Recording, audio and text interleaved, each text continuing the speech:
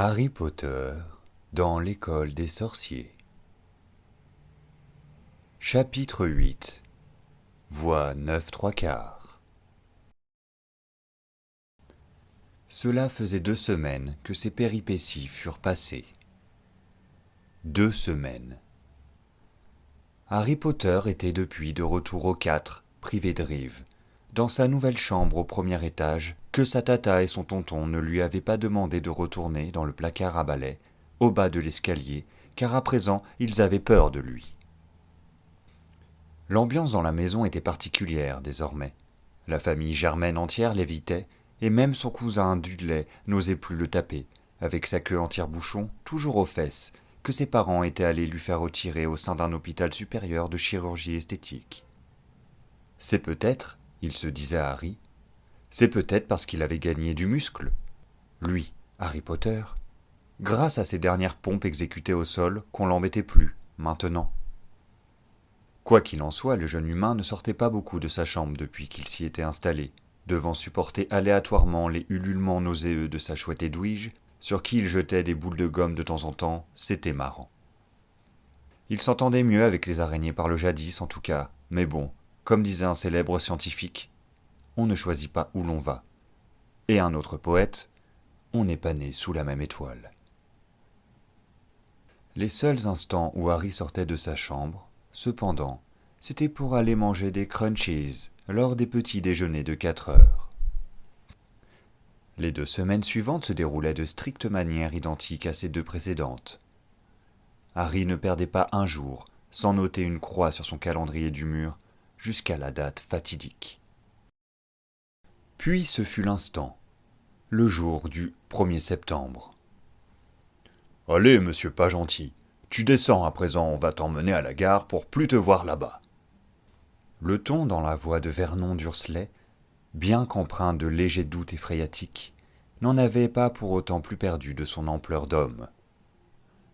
Harry Potter venait de mettre son dernier slip propre dans sa première valise, et c'est bon, il était prêt. « Je suis prêt, tonton !»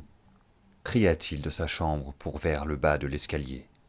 « Eh bien alors !» réponda son oncle de vers le bas de l'escalier. « Descends donc, petit homme sans honneur !» Harry se saisit de tout un patatras d'affaires qu'il allait amener dans son école, et la chouette cria. « Ah, tonton !» dit-il tout en descendant les escaliers de ses bras chargés. « Ce n'est pas une mince affaire que de descendre ses affaires. »« Tais-toi !» renchérit l'oncle. Ils embarquèrent tous dans la voiture ensuite, la famille entière car ils iraient après dans l'hôpital pour Dudley Dursley lui soigner les fesses. Le trajet se déroula sans mal, sinon que le cousin de Harry à côté de Harry était en panique, croyant qu'à tout potentiel moment il se pouvait d'être transformé en saucisson. Et la tante de Harry, Pétunia Dursley, pleurait des larmes de sel. Le tout accompagné des hurlements de la chouette, donnant à l'atmosphère du monde et des choses un ton des plus sinistres. Arrivés avec fougue à la gare de Londres, ils déversèrent l'ensemble des bagages à Harry Potter par terre, et Vernon Dursley l'aida à les porter jusque dans l'enceinte de la gare. Avant toute dernière chose, Harry fit coucou à son cousin et à sa tata qui ne lui répondirent pas. Puis, s'enquit de la parole Vernon Dursley. « Et voilà, personne pas bonne. Tu n'as plus qu'à aller prendre ton train là où ça te symphonie. On viendra te chercher dans 1 an ici. À plus. » Et l'oncle s'enclin à repartir vers la voiture, lorsque le neveu l'intercepta une dernière fois d'élocution. « Dis, tonton, tu ne saurais pas où elle est, la voie 9 3/4, toi ?» Les muscles au-dessus des yeux de Vernon se crispèrent, ses sourcils se froncèrent. Puis, ce dernier de répondre. « Alors là, mon jeune humain nauséeux, je ne puis te dire. Ce doit être une belle jolie farce qu'on t'a faite. Bien fait !» Et l'oncle s'enclin à repartir vers la voiture, et cette fois il y parvint sans mal aucun. Harry Potter les vit tous trois y hurler de rire en repartant, certainement que Dudley venait de dire une blague rigolote, lui qui aimait en rire.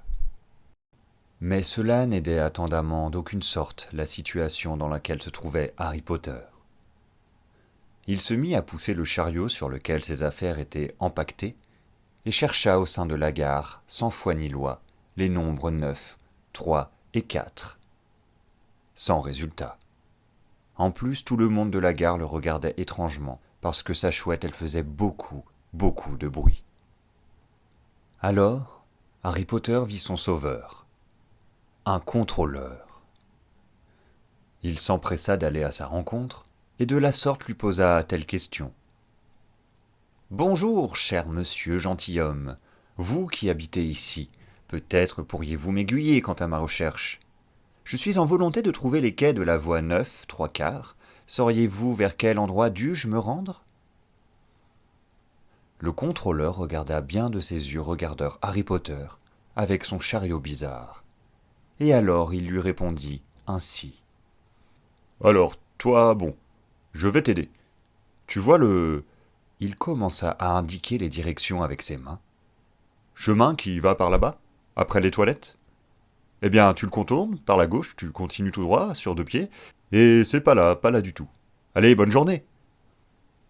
Le contrôleur s'éloigna d'un pas guilleret, en sifflant un peu faux, mais ça va, il avait du rythme.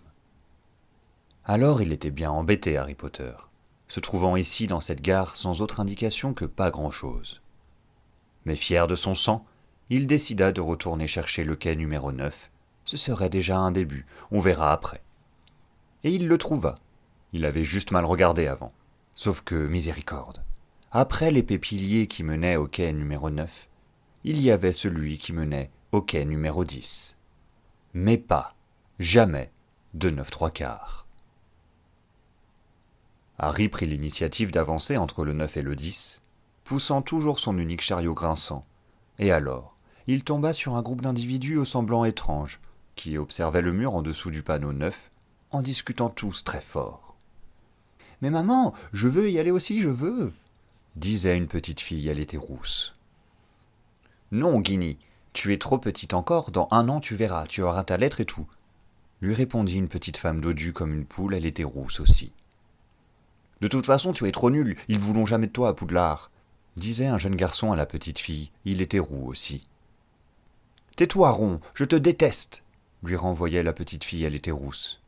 « Bon, allez les gosses, le train il va partir si on raconte trop les histoires ici. Allons sur la voie 9/3 maintenant !» dit la petite femme, elle était rousse.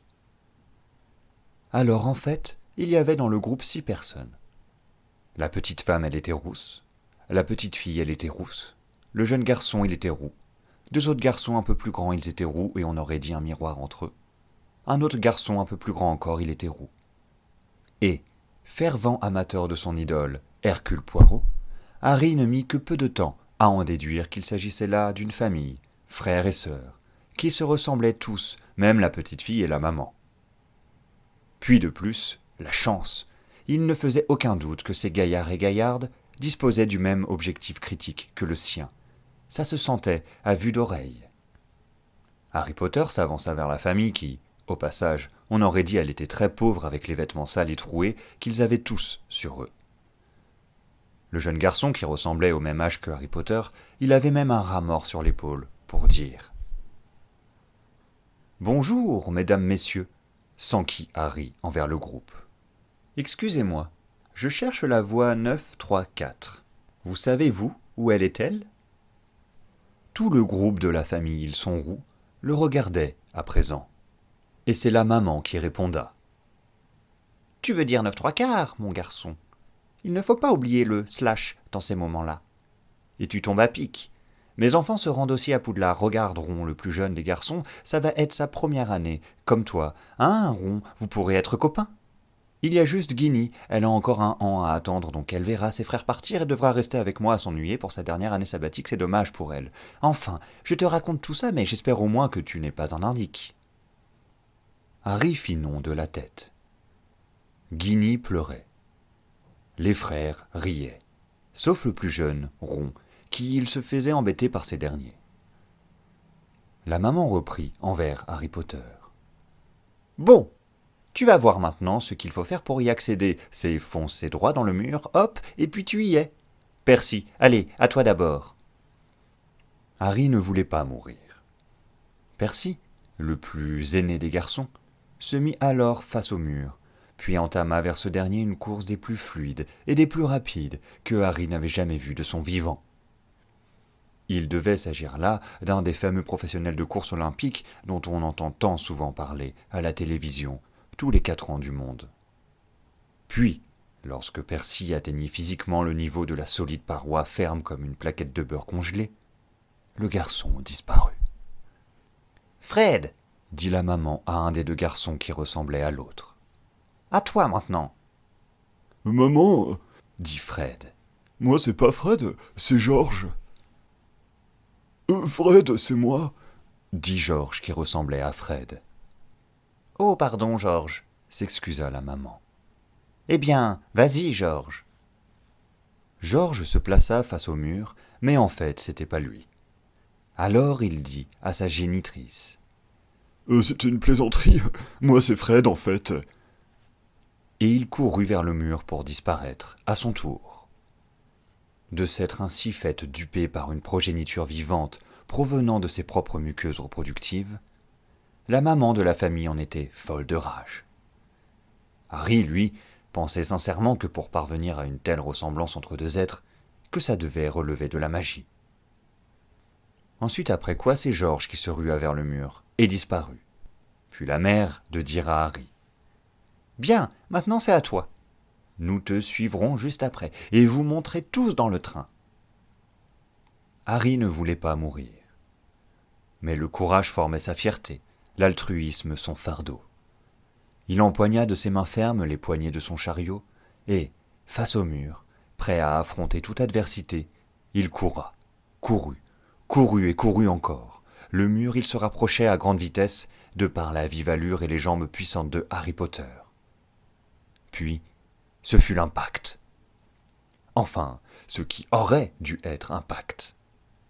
Au lieu de ça, Harry se trouvait à présent sur un quai, avec plein de gens en robe noire, des chats, des hiboux partout, avec un train à l'arrêt sur lequel était marqué « Hogwarts Express ». Et aussi Harry se trouvait maintenant en compagnie des 3 garçons plus vieux, ils étaient roux, qui avaient couru avant lui. Et une voix derrière. « Bon, allez, à présent, montez très très vite dans le train, il va partir !» C'était la maman, elle était rousse, et les 2 autres enfants, ils étaient roux, qui venaient de passer le mur aussi, pour les rejoindre. Ils se firent tous des bisous entre eux, sauf Harry Potter qui avait pas de famille. Harry Potter, lui, alla tout de suite vers le train car il était quelqu'un de sage et consciencieux, et avant l'heure c'est pas l'heure, après l'heure c'est plus l'heure. Lorsqu'il arriva devant la porte d'un des wagons, Harry motiva son énergie à y faire entrer une à une les lourdes affaires du chariot avant lui-même. Quand alors, soudain, surgit près de lui un individu au semblant de service qui vint stopper sa démarche. « Hop, hop, hop là, jeune élève en devenir, laisse-le-moi ici, le chariot, je m'en vais le ranger dans l'arrière-train, tu le récupéreras à l'arrivée là-bas, hop là !» Et aussitôt dit, aussitôt fait.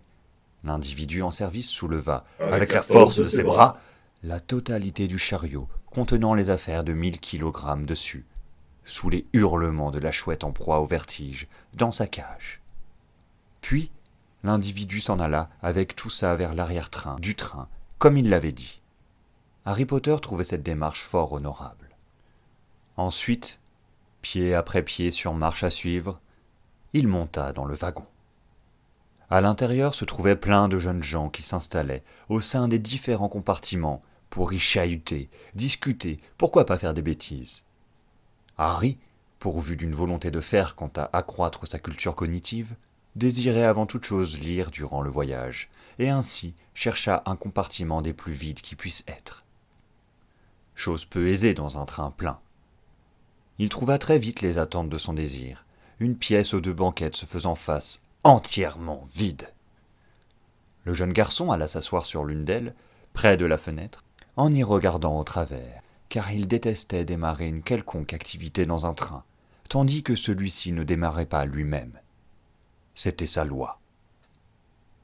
Au dehors, il aperçut la femme et la fille, elles étaient rousses, et il entendit à travers la vitre, en certainement pas double vitrage, la fille, elle était rousse, dire très fort à sa mère. « Maman dit tout à l'heure, c'était lui, hein, c'était Harry Potter, hein ?»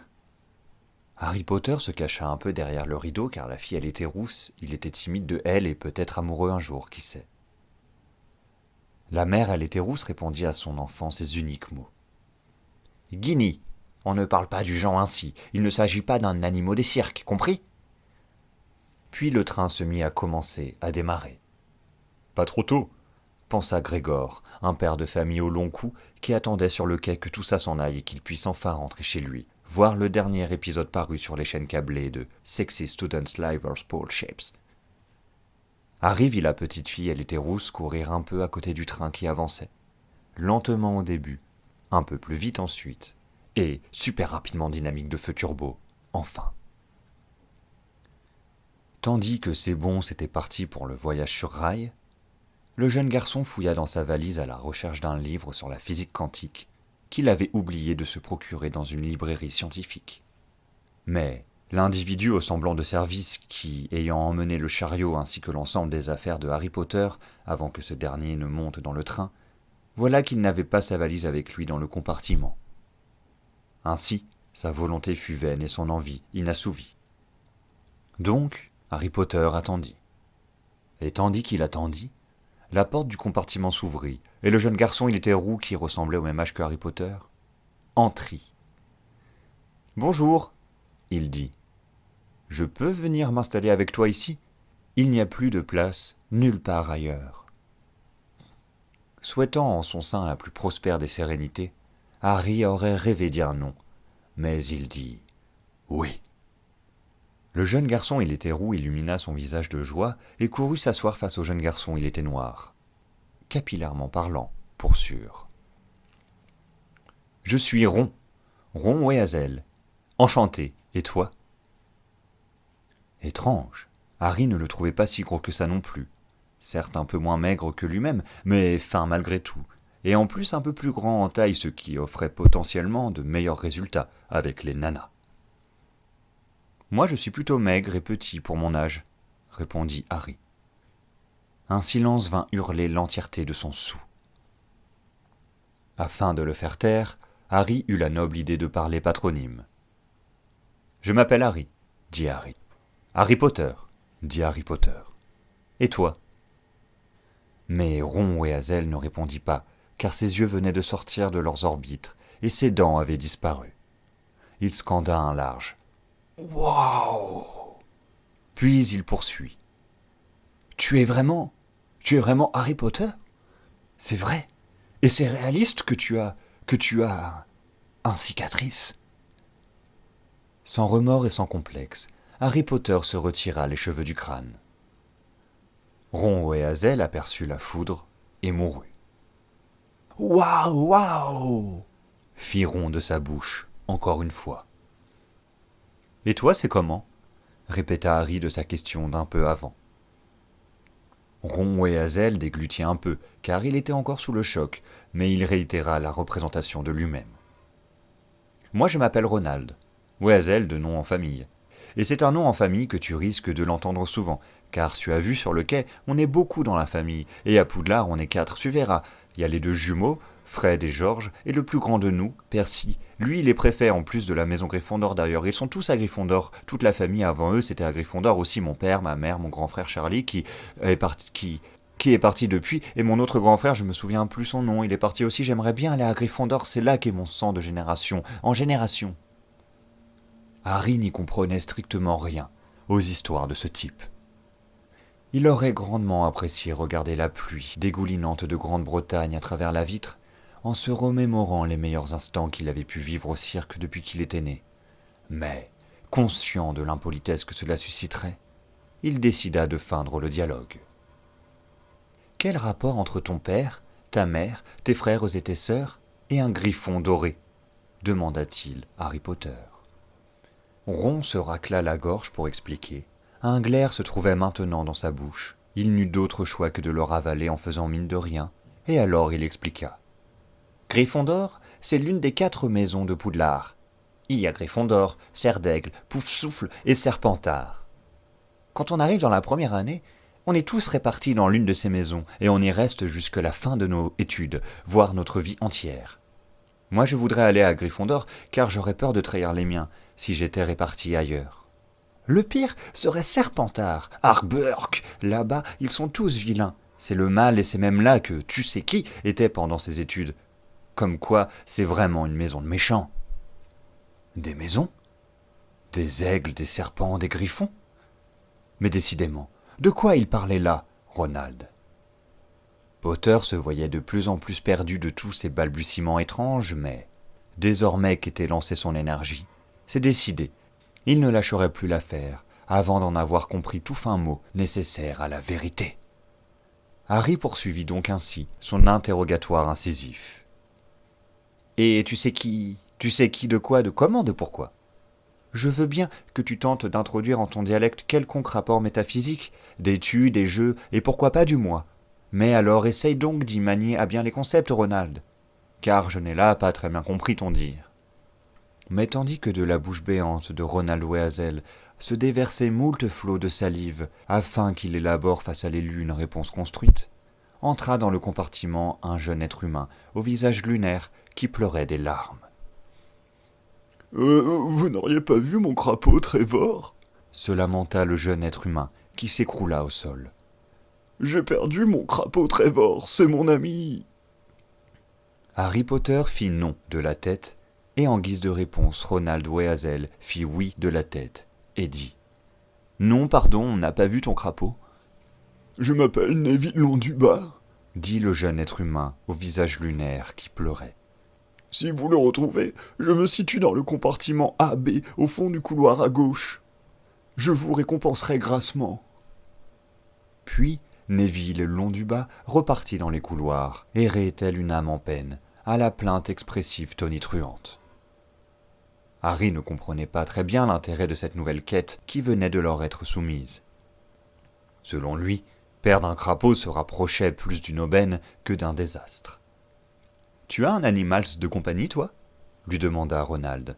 « Non, » répondit Harry. « Enfin oui, c'est une chouette, blanche de surcroît. Elle s'appelle Edwige. »« Ah d'accord, » dit Ron. Le train venait de passer aux abords d'un lac prestigieux où s'y baignaient 1000 nymphes agoraphobes. Mais Harry Potter manquait cette vision, car il observait à cet instant ses lacets défaits. « Et toi » retourna-t-il à Ronald. « Oh oui » reprit Ronald. « C'est un rat. Il est dans ma poche, il s'appelle Croutard. » Là, Ron Weazel se mit à trifouiller une poche de sa veste et en sortit un rongeur miteux qui n'avait presque plus de poils partout sur lui, avec en plus une patte en moins. Décidément, un garçon qui cherchait son crapaud en pleurant, un autre qui sortait une espèce maladive de sa poche. Voilà que Harry Potter semblait entouré d'une bande de jeunes des moins chics du monde. « Il est dans la famille depuis 11 ans, » expliqua Ronald. « C'est un de mes frères qui l'avait trouvé à l'époque, et voici que j'en ai hérité depuis, désormais. C'est pas terrible, mais bon, on fait avec ce qu'on a. » Il fut interrompu, bien que son histoire s'avérait plus que terminée, par une dame qui rentra dans le compartiment avec un chariot rempli de cochonneries. « Vous voulez les bonbons des enfants ?» demanda la dame. « Oh super, des bonbons !» s'illumina Ron. « Alors oui, je veux ça, et ça, et ça, mais je n'ai pas d'argent, alors zut !» Harry n'était pas tant friand de friandises, mais, l'estomac dans les chevilles, il ne souhaitait pas risquer sa vie en périssant d'une faim exemplaire. Puis, quitte à ce que Ronald Weazel affirme son appartenance à une quelconque classe précarisée en ne pouvant assouvir les désirs de ses besoins, Harry Potter estima juste d'égaliser les chances en annonçant, lui aussi, le monde duquel il venait sanguinairement. C'est alors que par un des plus grands gestes de l'histoire, il en sortit sa bourse boulémique, déversa l'entièreté de son or rocambolesque sur le chariot qui, sous le poids des choses, s'écroula, et Harry Potter dit « Les victuailles sont à nous, désormais. » Les deux jeunes gens étaient en train de manger maintenant, après que la dame soit repartie bras ballants, peinés pour tous ces autres enfants qui venaient d'être interdits de sucre pour le restant de leur trajet. « C'est quoi ça ?» demanda Harry Potter. « Dragette surprise de Bertie Crochu. Ça se mange ? On dirait c'est pas bon. » Ronald Weazel en avait plein la bouche. Ça dépend sur quoi tu tombes à pic, il dit. Il y a les parfums, des fois chez Cacahuète, des fois chez Chauchette, mais chez Ypres, tu verras bien, moi là j'ai un vrai repas genre endive aux anchois, sauce tomate, et un peu de yaourt au citron, enfin le truc qui passe pas trop chez le contreplaqué, chez le goût. Ah, il y a les cartes dedans, chaque fois je le collectionne, donne-la moi. Ne comprenant rien à ce que venait d'exprimer là son camarade, livré à lui-même, Harry décida de se laisser tenter par la surprise. Lui qui, d'ordre général, n'aimait pas la surprise, mais la raison. Il sélectionna un des multiples bonbons de la boîte, déballa l'emballage et ingurgiti. Goût, boulgour gros local. Pas mal, mais un peu sec, bien que éthique.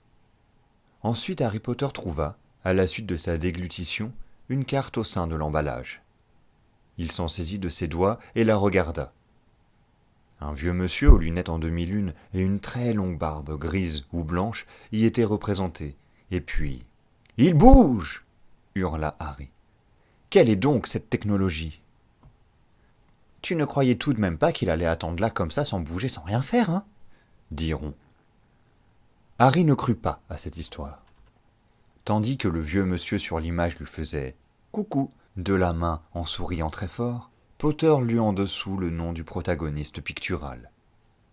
Albus Dumbledore. C'est qui, lui? Oh, j'en ai déjà 600 de celle-là, ronchonna Weazel. Tu peux la garder, j'en veux pas. Harry n'avait pas écouté ce qu'il venait d'entendre. Au lieu de ça, il retourna la carte et y vit au dos écrit un court écrit où s'était écrit ceci, qu'il lut à voix haute encore. Albus Dumbledore est très vieux, c'est un très grand sorcier. Son passé est flou, il a fait des choses pas très claires, mais aujourd'hui, il agit du côté du juste et du bon.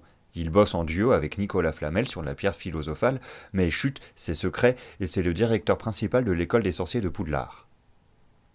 Oui, c'est bon, ça, je sais tout ça, dit Ronald. Pas besoin de me le rappeler. Harry leva les yeux vers Ronald, car il le trouvait vraiment dégoûtant, à manger plein de bonbons dans sa bouche en même temps comme ça. Puis il baissa à nouveau les yeux sur la carte du vieux monsieur. Le vieux monsieur avait disparu. Il manquait plus que ça, se dit Harry, en glissant la carte dans une de ses poches, histoire de ne plus en entendre parler. Ils poursuivirent ainsi sous la joie et la bonne humeur de l'ambiance à festoyer de nourriture, Harry découvrant divers mets étranges et peu ragoûtants, lorsqu'intervint une autre présence dans le compartiment, qui coupa court à tout rire et tout fait potentiel. Il s'agissait d'une jeune fille, au même âge semblant que Ronald Weazel et Harry Potter, avec une immense touffe noire de cheveux bouclés, très beau. « Bonjour, dit Hermione Granger. Moi c'est Hermione Granger. Je cherche le crapaud d'un jeune garçon que j'aide à retrouver son crapaud perdu. Vous ne l'auriez pas vu par hasard? Non, dégage, s'enquit Ronald. Sans même regarder ni faire attention à ce dernier, Hermione posa ses yeux analytiques sur le front de Harry Potter et clama d'une fougue sans pareille. « Mais dis donc, tu es Harry Potter, toi ?» Harry avait-il le choix? Que lui restait-il d'autre que d'admettre pareille vérité en affirmant « Oui ». Hermione Granger s'assit sur la même banquette que Ronald, toujours sans le regarder. Elle regardait Harry. « J'ai lu tous les livres sur toi, » elle dit Hermione. « Apparemment, tu es super fort et puissant. Tu es très curieux, courageux et altruiste, malgré aussi tes parts d'ombre suite à ton enfance tragique. »« Ouais, on s'en fout, » s'en foutait Ronald. Hermione se tourna vers lui. Elle lui dit « Toi, tu as une tache sur le nez, t'es dégueulasse. » Ronald n'eut même pas le temps de lui envoyer la plus venimeuse et destructrice des répliques que la porte du compartiment s'ouvrit à nouveau. Entrèrent en scène 3 protagonistes. Un garçon blond et très blanc, que Harry reconnut, c'était Drago Malfoy, et il était suivi de derrière lui 2 gros garçons costauds du certainement même âge entre eux. « Salut !» salua Harry. « Alors les bouffons ?» dit Drago qui changea de rhétorique, lorsqu'il croisa le regard de Harry et le reconnut. « Ainsi, Harry Potter, tu as fait ton choix. Tes goûts se rapprochent de la prolétarisation précaire plutôt que de celle d'une classe dominante à l'avenir certain et construit. Dommage, tu es un bouffon toi aussi à présent. » Harry baissa les yeux.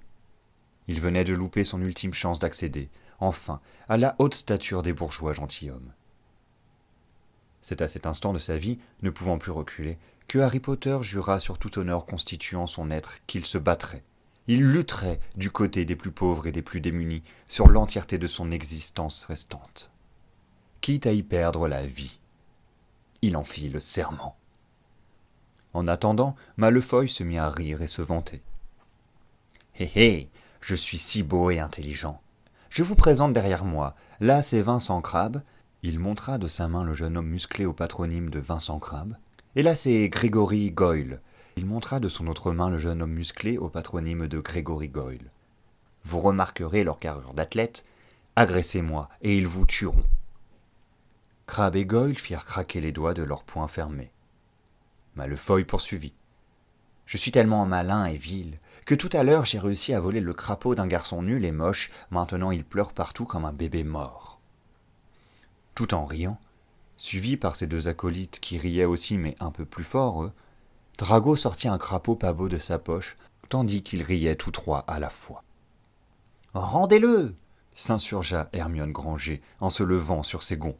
« Vous ne vous rendez pas compte du mal que vous enjoignez à ce pauvre garçon. »« Toi, la femme, tu te tais » dit Malfoy sans même regarder Hermione des yeux.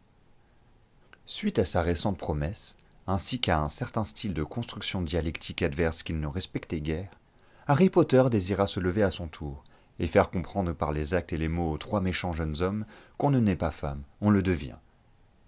Mais, suite à l'analyse tactique que ses yeux exécutèrent sur le physique de ses adversaires, il ne put faire mine de rien quant à la puissante musculature du Crabbe et de Goyle.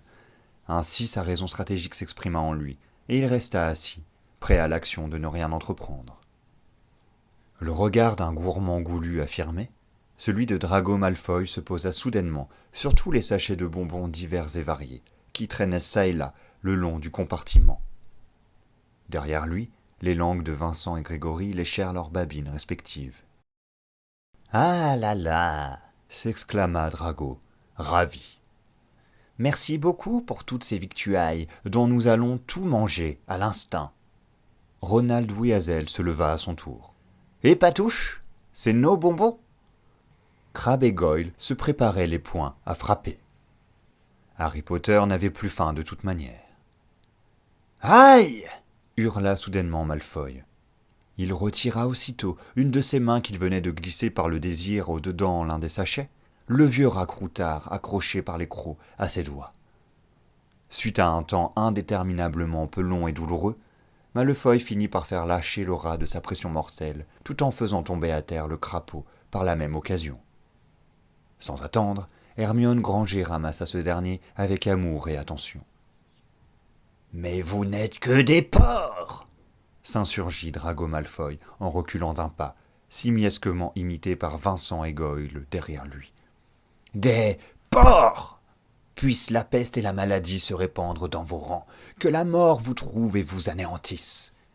Nous nous reverrons, et vous buvrez le sang de nos victoires terribles. » Puis, Drago Malfoy, Vincent Crabbe ainsi que Grégory Goyle sortirent du compartiment et s'en allirent, plus loin, dans les couloirs de l'ailleurs. Hermione Granger se releva gracieusement. « Ces ingratitudes !» siffla-t-elle entre ses dents. « Aucun doute qu'ils seront nos ennemis jurés dans l'école de Poudlard. » Et, se tournant vers Harry Potter, elle dit d'un sourire. « Je vais rendre ce petit être au garçon sensible et gentil. On se revoit à l'école, Harry Potter, bisous. » Ensuite, elle était partie. « Quelle folle dingue !» exprima Ron à Harry, tandis qu'ils se trouvaient à nouveau eux deux seuls. « Je l'aime pas du tout. » La fin du trajet se déroula sans qu'encombre aucune ne se fasse, ni ne se songe. De toute façon, des songes, Harry Potter n'aurait pu en développer aucun fruit, étant donné que Ronald Weasley ne cessait de lui papoter des trucs sur la magie et tout un tas de bêtises auxquelles Harry restait incrédule de par sa foi. Quand alors tchou-tchou des freins se firent sentir et les roues du train s'arrêtirent. « Regarde, Harry Potter !» hurla Ronald à Harry en regardant par la vitre. « On y est !» Harry regarda à contre-cœur par la vitre, lui aussi, et en effet c'était joli. Sous ses yeux, au loin, jonché des lumières d'un crépuscule approchant, se dressait un gigantesque château haut, dressé de tours et de toits majestueux, dont la base constituée de l'ensemble du monument gothique se voyait soutenue d'un énorme rocher de roc taillé par la nature, surplombant un immense lac au calme plat et tumultueux. « Voici, Harry, conclut Ronald Oisel. C'est là on va faire les études. On est à Poudlard !»